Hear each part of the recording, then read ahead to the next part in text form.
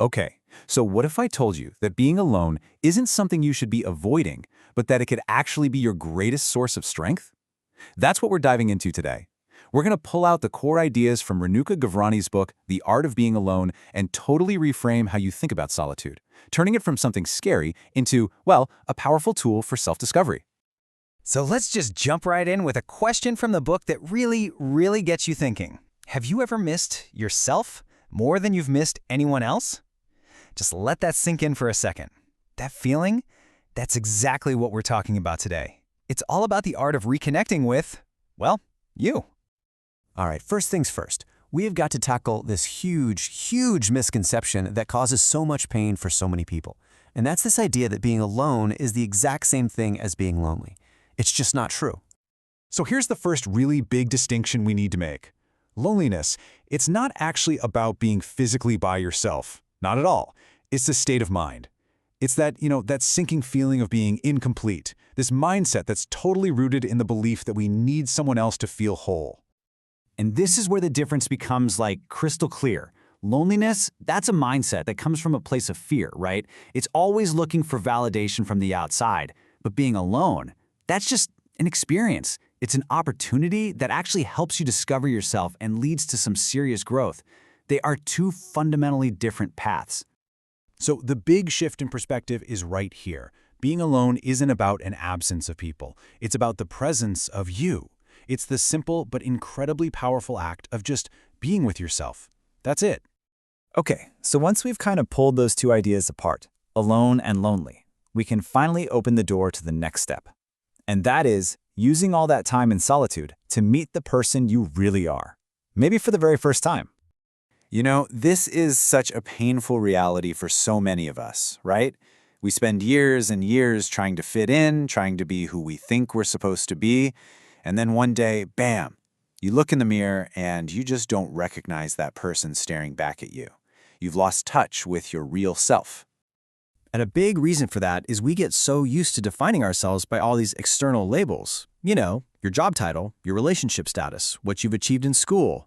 But here's the thing. Those are just tags. They don't even begin to capture the complex, amazing person underneath it all. The real work, the important stuff, is realizing that our worth comes from inside. It's not out there. You are the sum of all your unique experiences, your thoughts, your quirks, and that is a combination way too rich to be slapped on a business card. I just love this reframe. It's so powerful. Solitude isn't some empty space you have to fill. No, it's the doorway. It's your ticket to exploring this massive inner world that's just full of wonders waiting for you to discover them. All right, now this is a really cool and super practical technique for self-discovery. So instead of trying to answer that massive, overwhelming question, who am I? We're going to flip it completely on its head. And honestly, this approach is such a relief. It just takes all the pressure off. You can start this whole journey to knowing yourself just by subtracting things. Ask yourself, what am I no longer going to accept? What behaviors just don't feel like me anymore?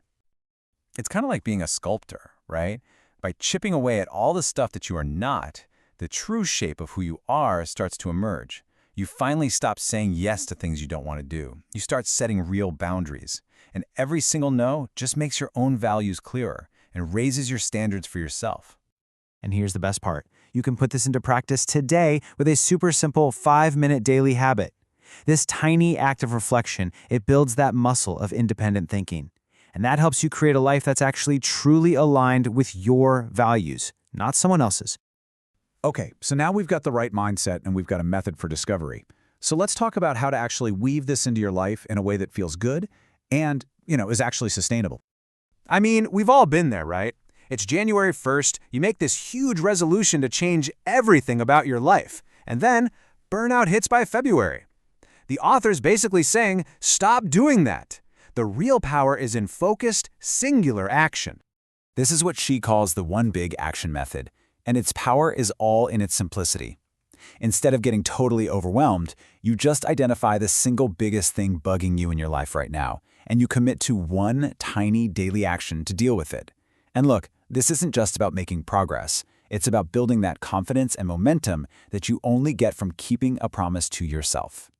And this is how you transform alone time from feeling like a chore into something you actually desire. It's all about making your own company completely irresistible. Maybe that means finally picking up that hobby you've been putting off forever, or spending just 15 minutes a day learning a new skill, or even just letting yourself get lost in a really good book. The point is, when you fill your solitude with joy and passion, you'll actually start to crave it. So where is all this heading? Reframing loneliness, discovering who you are, taking these small, consistent actions, it's all building up to one ultimate destination. In a world that is constantly pushing us to find our validation, our security, our sense of home in other people, the real art is in becoming your own home. It's about becoming your own anchor in the storm. And hey, this isn't some new agey idea. The philosopher Montaigne was talking about this centuries ago. It just speaks to this timeless human truth, the ultimate source of real peace and fulfillment. It comes from inside you. And that's really the end game here. We're not talking about a life of isolation. We're talking about a life that's so rich and so authentic that just being by yourself is a source of genuine joy and strength, no matter who else is or isn't around. So as we start to wrap this up, remember the journey isn't over when this ends. The book leaves you with one final personal task, something to bridge that gap between just understanding these ideas and actually living them. Your final task is to write a letter to yourself, a letter reflecting on what you miss about your own company. It's a powerful call to action, to reconnect, to really listen to yourself, and to start honoring your own desires.